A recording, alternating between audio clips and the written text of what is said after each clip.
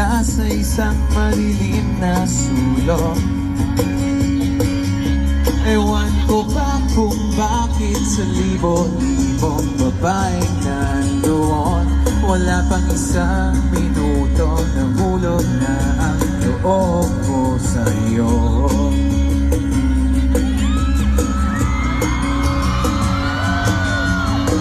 Gusto ko sanang marinig ang tinig mo, umasa na rin na sana'y mahawakan mo ang palay mo.